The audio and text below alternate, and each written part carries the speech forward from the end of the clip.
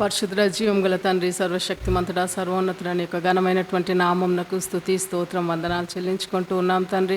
నాయన ఈ సాయంకాల సమయం మందు ప్రభా, నాయన చిన్న మందగా ప్రభా నీ సన్నిధిలో నాయన సంఘంగా కూడుకున్నట్టుకు ఇచ్చినటువంటి గొప్ప ధన్యతను బట్టి ప్రభా నీ పాదములకు స్తుతి వందనాలు చెల్లించుకుంటూ ఉన్నాం తండ్రి. నాయన ఇంతసేపు పాటల ద్వారా నిన్ను ఆరాధించుటకు స్తుతించుటకు మాకు నీ కృపను అనుగ్రహించినందుకు వందనాలు ప్రభా.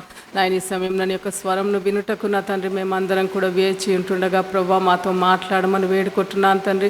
నన్ను నీ సెలవు చాటున మరుగుపరిచి ప్రభా మా ఒక్కొక్కరితో మీరే మాట్లాడి నీ యొక్క వాక్యంను స్థిరపరచమని మమ్మల్ని బలపరచమని నా తండ్రి. నాయన ఈ ఆరాధన అంతటి ద్వారా మీరే మహిమ ఘనత ప్రభావములు పొందుకోమని యేసు పరిశుద్ధ నామమున ప్రార్థించి స్తుతించి వేడుకుంటున్నాం తండ్రి.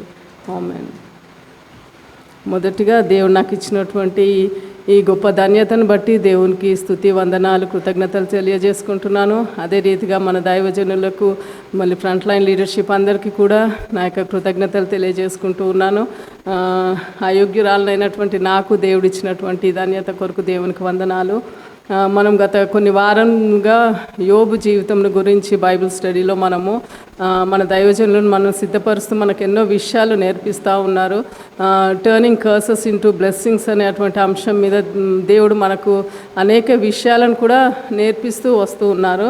అయితే దాని కంటిన్యూషన్నే ఈరోజు కొన్ని విషయాలు దేవుడు మనకు ఏం నేర్పించినవి ఉన్నాడో అవి మనము చూద్దాము.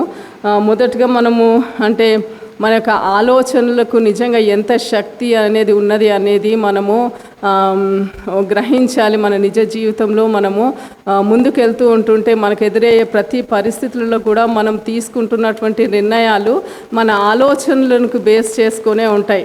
మన వే ఆఫ్ థింకింగ్ ఎట్లా ఉంటే మన యొక్క డెసిషన్ మేకింగ్ కూడా మన యొక్క నిర్ణయాలు కూడా ఆ విధంగానే వస్తూ ఉంటుంటాయి. కాబట్టి దాంట్లో ఎంత శక్తి అనేది ఉన్నది అనేది మనము గ్రహించాలి.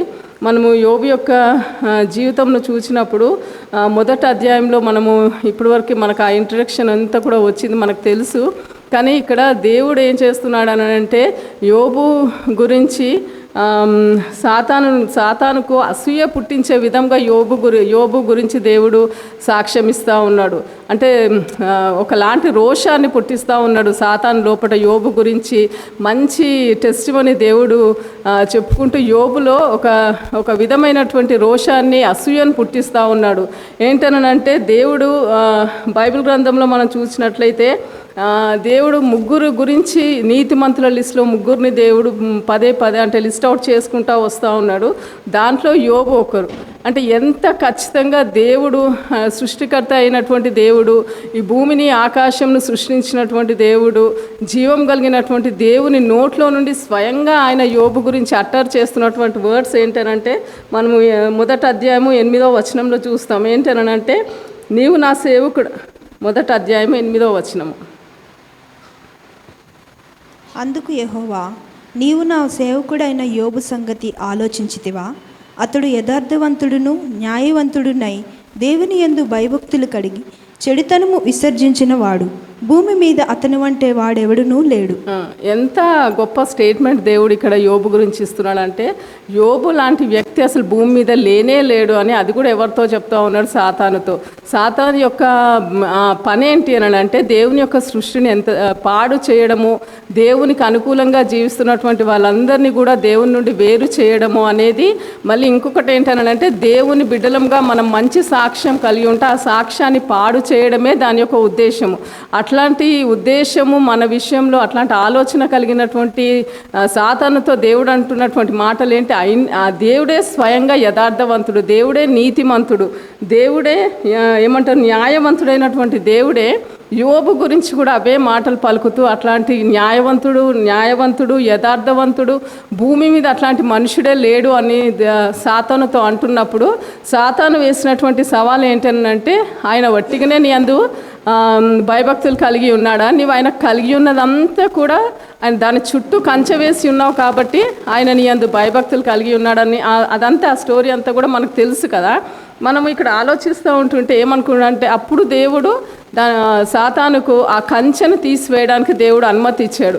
కానీ మనకు చాలాసార్లు మనం అంటే అందరి సంగతి నాకు తెలియదు కానీ నేను ఒకలాంటి అండర్స్టాండింగ్లో ఏది ఉన్నానంటే యోబు 3:25లో రాయబడ్డ ప్రకారంగా యోబు 3:25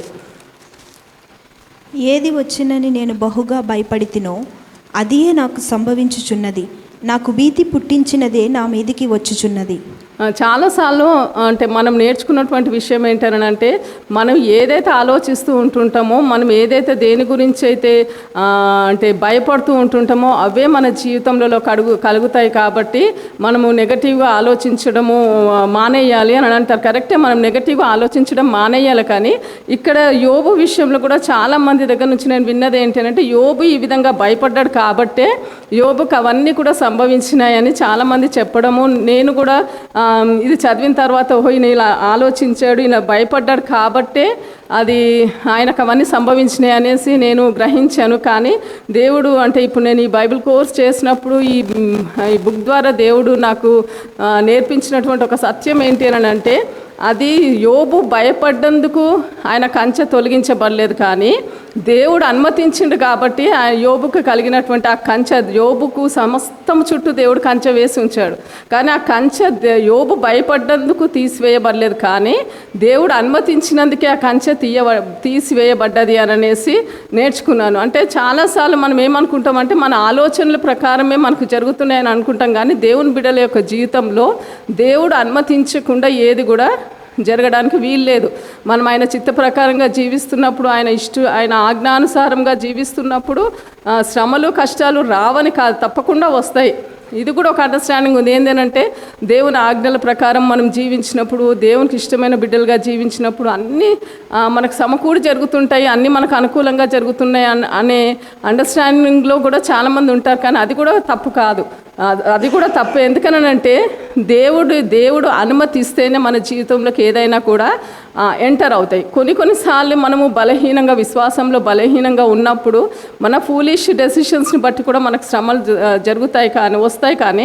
కానీ మనము ఎప్పుడైతే దేవుని యొక్క చిత్త ప్రకారంగా నడుచుకుంటూ ఉంటుంటామో, యోబు లాంటి పరిశుద్ధమైనటువంటి జీవితం జీవించినప్పుడు ఆయనకు ఆ శ్రమలు దేవుడు అనుమతించిండు కాబట్టి ఆయన యొక్క జీవితంలో అవన్నీ కూడా ఆయనకు సంభవించినట్టుగా మనము చూస్తూ ఉంటుంటాము. యోబు యొక్క ఆత్మీయ జీవితం చూసినట్లయితే యోబు నిజంగా ఆయన చాలా లోతైనటువంటి అనుభవము దేవునితో కలిగినటువంటి వాడు, ఎంతో ఉన్నతమైనటువంటి ఆత్మీయ స్థితి కలిగినటువంటి వాడు యోబు. మనము అంటే యోబుకు ఇది దేవుడు చాలాసార్లు ఆయన యందు భయభక్తులు కలిగినటువంటి బిడ్డలకు వాళ్ళ జీవితాలలో సంభవించే విషయాల గురించి ముందుగానే దేవుడు తెలియజేస్తుంటాడు. ఎగ్జాక్ట్గా ఎప్పుడు ఏంటి ఎలా జరుగుతుంది అనేది దేవుడు బయలుపరచకపోవచ్చు, కానీ తప్పకుండా something is going to be happened అనేది మాత్రము తప్పకుండా ఆయన బిడ్డలకు దేవుడు బయలుపరుస్తాడు. ఆ విధంగా బ్లాంక్గా ఉంచి దేవుడు ఆయన బిడ్డల్ని నడిపించాడు. యోబుకు కూడా తప్పకుండా అంటే ఆయనకు తెలుసు ఒక గొప్ప తీవ్రమైనటువంటి పరీక్ష ఆయన ఎదుర్కోబోతున్నాడు అనేది యోబుకు తెలుసు. కాబట్టే ఏంటి ఇప్పుడు యోబు 3:25 రాయబడ్డ ప్రకారంగా ఆయన ఆ మాటలు ఆయన పలికిండు. ఏంటనంటే ఆయనకు ఏదో సంభవించబోతుంది అనేది ఆయనకు గ్రహింపు వస్తుంది, కానీ అది ఏ విధంగా ఉంటుంది, దాని యొక్క తీవ్రత ఎంత ఉంటుంది, అది ఎంత భయంకరంగా ఉంటుందని మాత్రం ఆయన గ్రహించలేదు. యోబు విషయంలో చూసినట్లయితే అన్ని రీతులుగా ఆయన శోధింపబడ్డాడు. మానసికంగా, శారీరకంగా, ఆత్మీయంగా అన్ని విషయాలలో ఆయన శోధింపబడ్డాడు. ఆయనకు వచ్చే శ్రమ ఇంత భయంకరంగా, ఇంత తీవ్రత కలిగి ఉంటుందని మాత్రము యోబు గ్రహించలేదు. కానీ తప్పకుండా ఒక భయంకరమైనటువంటి పరీక్ష ఆయన ఎదుర్కోబోతున్నాడు అనేటువంటి విషయం యోబు గ్రహించాడు. అయితే మనము దేవుని బిడ్డలంగా మనం ఎప్పుడైనా కూడా యెషయా 11వ అధ్యాయము 2-3 వచనములలో దేవుని యొక్క 7 ఆత్మల గురించి మనం అక్కడ చూస్తాం కదా.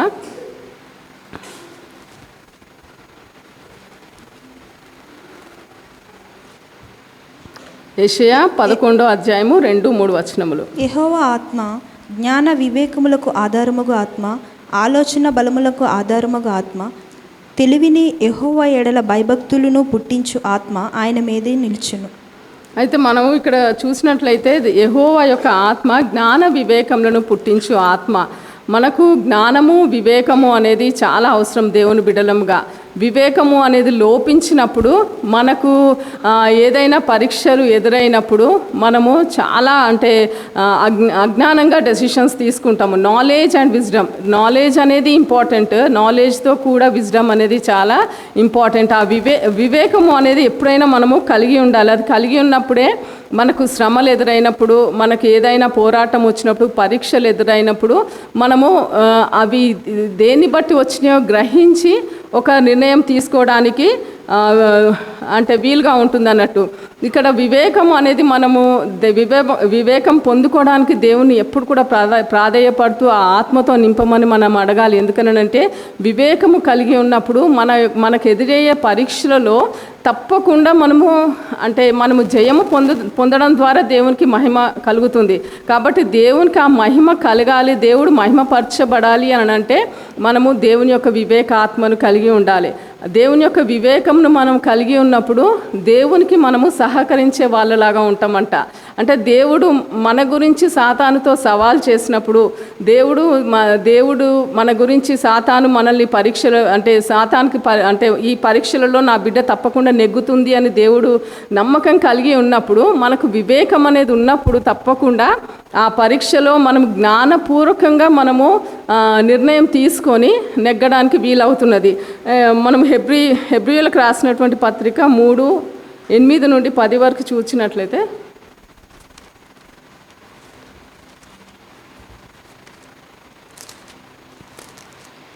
హెబ్రీయులకు రాసిన పత్రిక 3:8-10. నేడు మీరు ఆయన శబ్దమును వినిన ఎడల అరణ్యములో శోధన దినమందు కోపము పుట్టించినప్పటి వలె మీ హృదయములను కఠినపరుచుకొనకుడి. 40 సంవత్సరములు నా కార్యములను చూచి మీ పితరులు నన్ను పరీక్షించి శోధించిరి. కావున నేను ఆ తరము వారి వలన విసిగి వీరెల్లప్పుడూ తమ హృదయాలోచనలలో తప్పిపోవచ్చున్నారు, నా మార్గములను తెలుసుకొనలేదు. ఇక్కడ మనము ఇశ్రాయేలుల గురించి చూసినప్పుడు ఏంటనంటే వాళ్ళు ఎన్నో దేవుని యొక్క కార్యాలు అరణ్యంలో ఉన్నప్పుడు దేవుని యొక్క కార్యాలు, దేవుడు చేసినటువంటి అద్భుత కార్యములు ఎన్నో చూసి కూడా ప్రతిసారి కూడా వాళ్ళ హృదయము కఠినపరచబడుతూ ఉన్నది. ఒక అద్భుతాన్ని పొందుకున్నంత వరకు బాగానే ఉంటారు, అద్భుతం పొందుకోగానే మళ్ళీ వాళ్ళ యొక్క హృదయము కఠినపరచబడ్డది, మళ్ళీ దేవుని శోధించడము మొదలుపెట్టిండ్రు. అప్పుడు దేవుడు ఏమన్నాడు అంటే, దేవుడు వాళ్ళ మీద విసిగిపోయి ఏమన్నాడంటే, వీరెల్లప్పుడూ తమ హృదయ ఆలోచనలో తప్పిపోవచ్చున్నారు. ఎప్పుడు కూడా మనకు దేవుని యొక్క వివేక ఆత్మ మనకు లేనప్పుడు, మనము వివేకంతో నింపబడకుండా ఉన్నప్పుడు మనం ఏంటంటే మనకు హృదయ ఆలోచనలలో తప్పిపోయే వారంగా ఉంటామంట. దేవుని యొక్క వివేకం ఉన్నప్పుడు మనకి ఏ పరీక్ష ఎదురైనా, ఏ శోధన వచ్చినా కూడా అది ఎందువల్ల వచ్చింది, దేన్ని బట్టి వచ్చింది అనేది గ్రహించడానికి పరిశుద్ధాత్మ దేవుడు మనకు సహాయం చేస్తాడు. ఎప్పుడు మనం వివేకంతో నింపబడ్డప్పుడు, దేవుని యొక్క వివేక ఆత్మ మన మీద ఉన్నప్పుడు. కానీ ఇక్కడ ఇశ్రాయేలీలను చూసినప్పుడు వాళ్ళు ఎల్లప్పుడూ వాళ్ళకి హృదయ ఆలోచనలు తప్పిపోవచ్చు ఉన్నారనంట. మనకు హృదయ ఆలోచనలు చెడ్డవిగా ఉన్నవి అనంటే, మనం ఒక శ్రమ వచ్చినప్పుడు, మనకు ఒక శోధన వచ్చినప్పుడు, మనకు ఒక పరీక్ష ఎదురైనప్పుడు మనం తీసుకున్న నిర్ణయాలు కూడా, మన యొక్క ప్రతిస్పందన కూడా అది చెడ్డగానే ఉంటుంది, హృదయ ఆలోచనలు చెడ్డగా ఉన్నప్పుడు. కాబట్టి ఎప్పుడైతే దేవుని యొక్క వివేక ఆత్మతో నింపబడతామో అప్పుడు ఏంటంటే మనకు వచ్చే శ్రమ కానీ, శోధన కానీ ఏ విధంగా వచ్చింది, ఎందుకు వచ్చింది అనే గ్రహింపు కలిగి మనము నిర్ణయాలు తీసుకోవడానికి, దాని ప్రకారంగా నడుచుకోవడానికి మనకి సహాయపడుతూ ఉంటుంటుంది. అప్పుడు దేవుని యొక్క వివేకము మనం పొందుకోవాలి అని అంటే హృదయ శుద్ధి అనేది చాలా ఇంపార్టెంట్. మనము మత్తయి సువార్త 5వ అధ్యాయంలో చూస్తాం కదా, హృదయ శుద్ధి కలవారు ధన్యులు, వారు దేవునిని చూచెదరు. దేవుణ్ణి చూడడము అని అంటే నిజంగా దేవుని యొక్క వాక్యాన్ని చూడడము. ఇది కూడా ఇది ఎప్పుడు దేవుని చూడడము అని అంటే లిటరల్గా దేవుని చూస్తామేమో హృదయ శుద్ధి ఉన్నప్పుడు అని అనుకునేదాన్ని.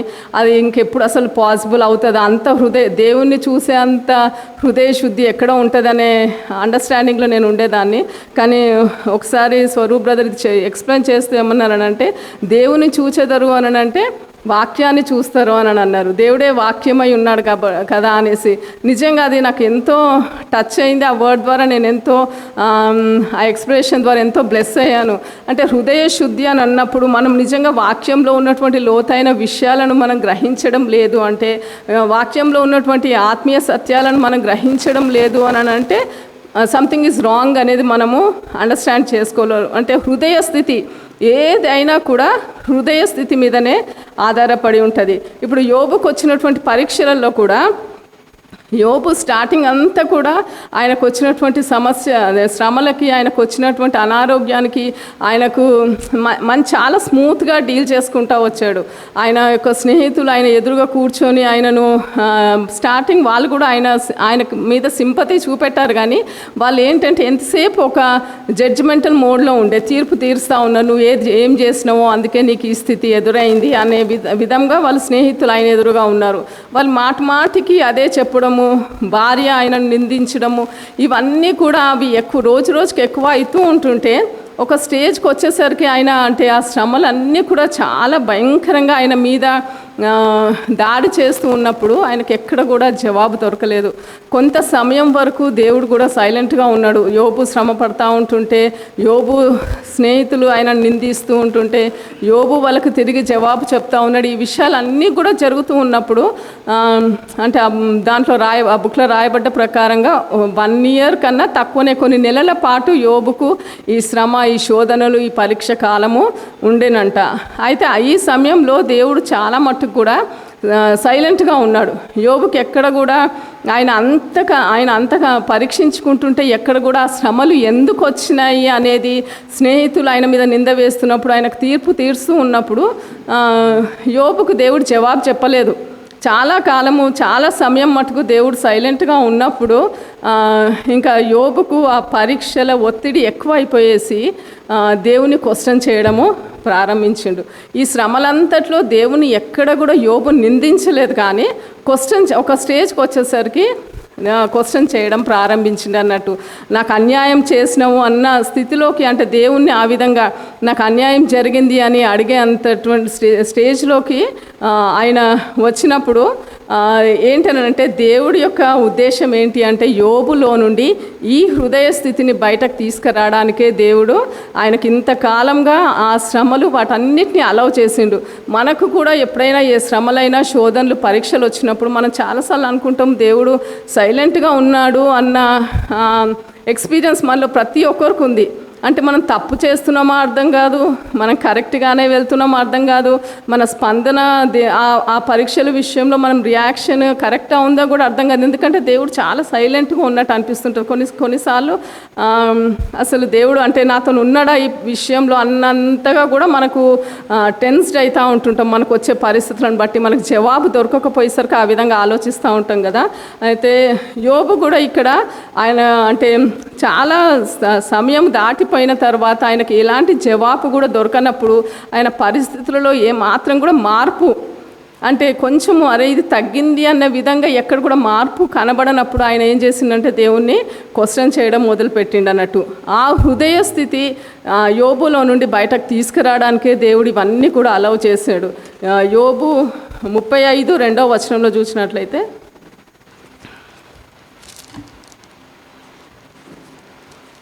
నేను పాపము చేసిన ఎడల నాకు కలిగిన లాభము కన్నా నా నీతి వలన నాకు కలిగిన లాభమేమి, అది నీకు ప్రయోజనమేమి? ఇక్కడ యోబు స్నేహితుడైన ఎలీహు యోబు అన్నటువంటి మాటల గురించి మాట్లాడుతూ ఇది చెప్తూ ఉన్నాడు అన్నట్టు. ఇంకొకటి 48th chapter 8th verse, నీవు నా న్యాయమును బొత్తిగా కొట్టివేసేదవా? నిర్దోషివని నీవు తీర్పు పొందుటకై నా మీద అపరాధము మోపుదువా? 19:6,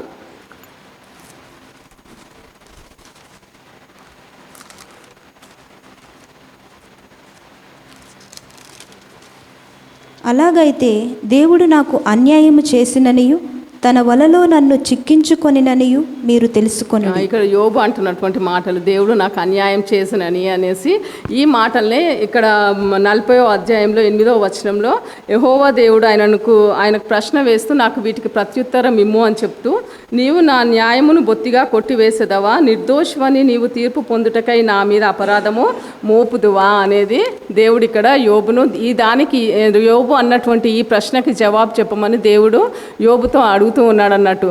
అంటే యోబు స్టార్టింగ్ అంతా కూడా ఎంత నమ్మకంగా ఉన్నాడు. భార్య ఆయనను నిందించినప్పుడు కూడా మేలు జరిగితేనే మనం దేవునికి కృతజ్ఞత కలిగి ఉండాలన్నా, మేలు కొరకే మనం దేవుణ్ణి హత్తుకొని ఉండాలన్నా, మనకు కీడు సంభవించినప్పుడు దేవుణ్ణి నిందించడం అది అన్యాయం కదా, న్యాయం కాదు కదా అని భార్యకు జవాబిస్తాడు. స్టార్టింగ్ స్నేహితులకు కూడా జవాబిస్తాడు. కానీ కంటిన్యూస్గా వాళ్ళు ఈయన మీద తీర్పు తీర్చే విధంగా మాట్లాడినప్పుడు ఒక స్టేజ్కి వచ్చేసరికి ఆయనకు కూడా ఏమనిపించింది అని అంటే, నేను నీతిమంతున్నే కదా, నేను ఏం పాపం చేయలేదు కదా అని ఆయన కూడా ఆలోచిస్తూ ఉంటుంటాడు అన్నట్టు.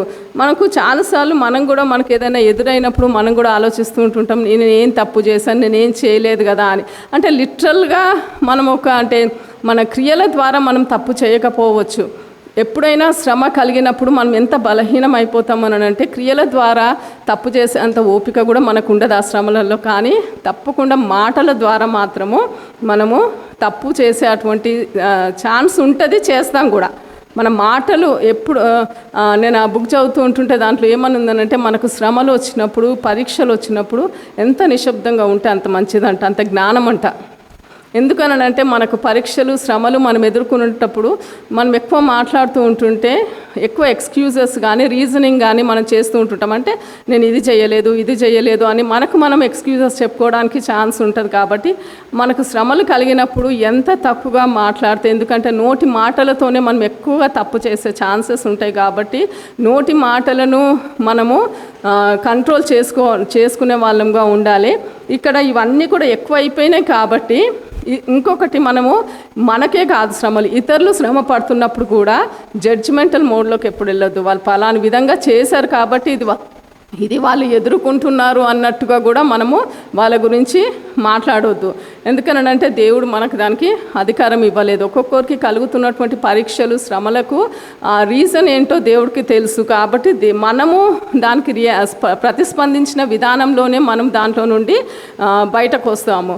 మనం ఏది విత్తుతామో అదే కోసుదామో అనేసి మనకు వాక్యంలో ఉంది. కాబట్టి మన యొక్క హృదయ స్థితి, మనం అందరం, దేవుడు కూడా స్వయంగా దేవుడే సాక్ష్యం ఇచ్చినటువంటి యోబుయే ఆయన యొక్క హృదయ స్థితిని బయటకు తీసుకురావడానికి కొరకు దేవుడు చాలా సమయం వరకు నిశ్శబ్దంగా ఉన్నాడంట.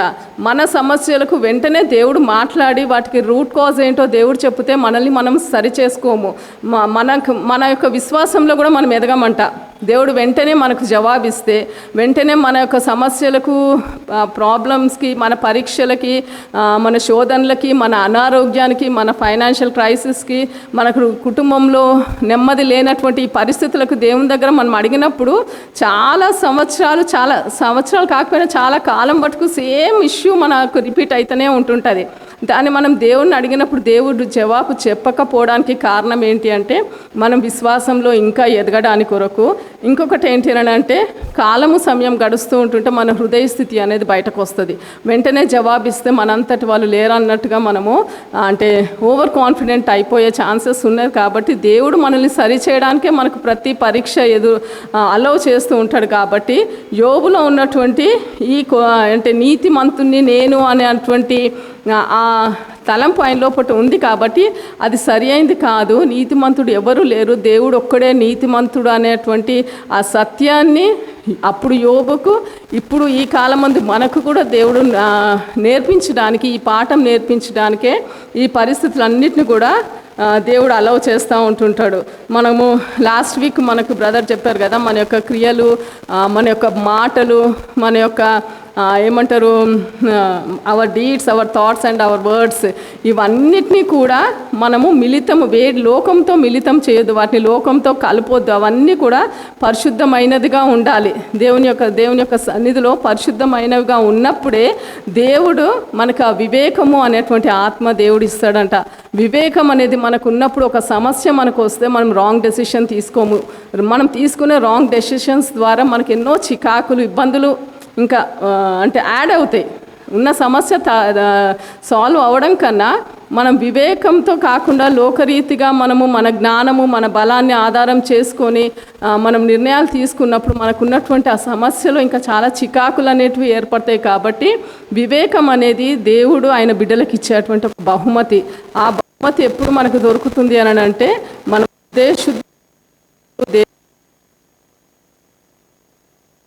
దేవుని అడిగిన దేవుని వేడుకున్నప్పుడు దేవుని పాద సన్నిధిలో మనం ఎప్పుడైతే మనల్ని మనం కనపరుచుకుంటామో అప్పుడు దేవుడు వివేకము అనేటువంటి వరాన్ని దేవుడు బహుమతిని మనకిస్తాడంట. చివరిగా ఒక వచనం చూసుకొని క్లోజ్ చేసుకుందాము. 2 కొరింథీ 5.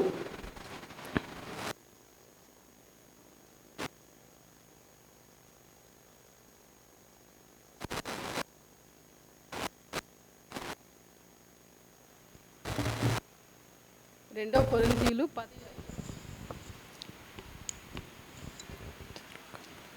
మేము వితర్కములను దేవుని గూర్చిన జ్ఞానమును అడ్డగించు ప్రతి ఆటంకములను పడద్రోసి ప్రతి ఆలోచనను క్రీస్తుకు లోబడినట్లు చెరపట్టి మీరు ప్రతి ఆలోచనను క్రీస్తుకు లోబడినట్టు లోబడే విధంగా చెరపట్టాలి. ఇప్పుడు మనము మనుషులం కాబట్టి నిజంగా మనం తీసుకునేటువంటి మనకు వచ్చే ఆలోచనలు బట్టే మనము నిర్ణయాలు తీసుకుంటాం కాబట్టి దేవుని బిడ్డలముగా మనము అంటే శరీరానుసారులం మనకు ఎన్నో బలహీనతలు ఉంటాయి. ఇప్పుడు ఇతరులను క్షమించే విషయంలో కానివ్వండి,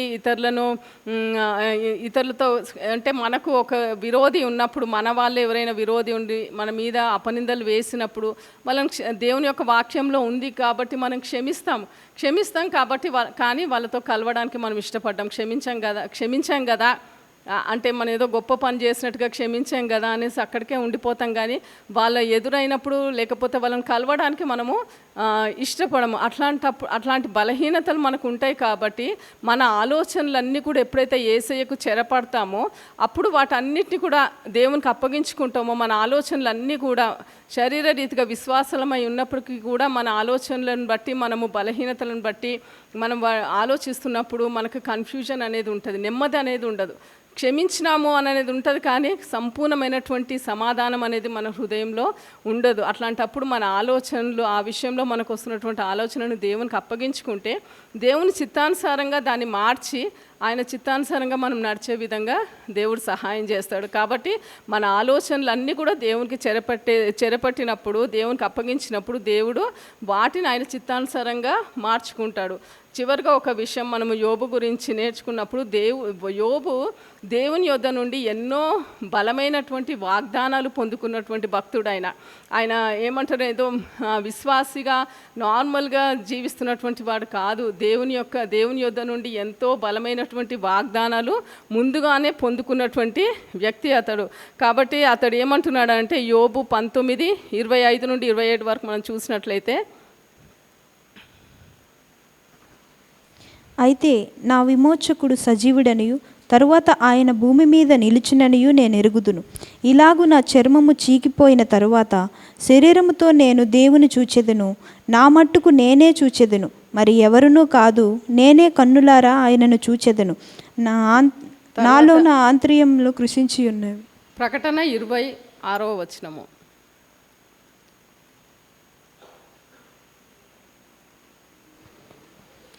ఈ మొదటి పునరుత్థానములో పాలుగలవారు ధన్యులని పరిశుద్ధులనై ఉందురు. ఇట్టి వారి మీద రెండవ మరణమునకు అధికారము లేదు. వీరు దేవునికిని క్రీస్తుకును యాజకులై క్రీస్తుతో కూడా 1000 సంవత్సరములు రాజ్యము చేయుదురు.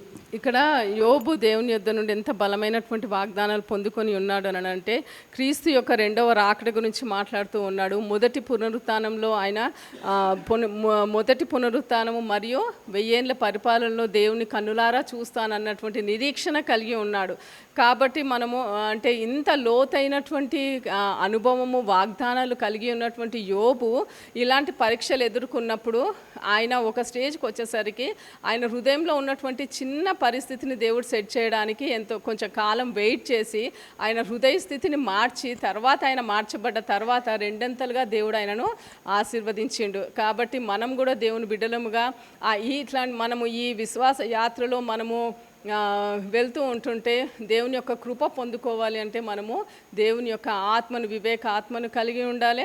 అదే రీతిగా అంతం వరకు పరిశుద్ధంగా నమ్మకంగా ఉండాలి అని అంటే దేవుని యొక్క కృప మనకు ఎంతో అవసరమై ఉంది. కాబట్టి మనము సరి అయినటువంటి నిర్ణయాలు తీసుకొని వివేకముతో దేవునికి మహిమకరంగా ఉన్నప్పుడే మనం ఆయన యొక్క కృప పొందుకొని ఆ పరిస్థితులలో దేవునికి మనం మహిమ తెచ్చే వాళ్ళంగా ఉంటాం. కాబట్టి అట్టి కృపను మనం పొందుకునే విధంగా దేవుడు మనల్ని ఆశీర్వదించును గాక. దేవుడి కొద్ది మాటలను దీవించును గాక. ఆమేన్.